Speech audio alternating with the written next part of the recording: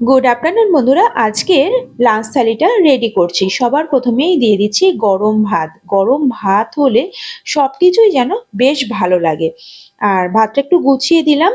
আর তারপরে দিয়ে দেব ইলিশ মাছ ভাজা, যেটা বাঙালির কিন্তু ভীষণই পছন্দের একটা জিনিস।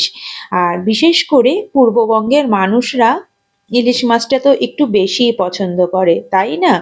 আর তার সাথে দিয়ে দিলাম মাছ ভাজার তেল, আর দিয়ে দিলাম বাড়ির গাছের কাঁচা লঙ্কা। আর এরপরে দুটো বাটি বসিয়ে দিলাম। এর মধ্যে দেব, যেহেতু মাছটা ভীষণই ছোট, দিয়ে দিচ্ছি দুটো ইলিশ মাছের ইলিশ মাছের ঝোল করেছি। আর সেটা হচ্ছে কুমড়ো আলু বেগুন দিয়ে, কাঁচা লঙ্কা কালো জিরে দিয়ে। এটা কিন্তু পূর্ববঙ্গের একটা রান্না। যতটা সম্ভব এটা কুমিল্লা ডিস্ট্রিক্টের রান্না। যতই আমাদের জন্ম হোক না এদেশে, কিন্তু রান্নার বৈচিত্র্য কিছুটা আমাদের পুরোনো দিনের মা ঠাকুমাদের থেকেই যাবে। আর তারপরেই দিয়ে দিলাম মাছের মাথা দিয়ে বাঁধাকপি।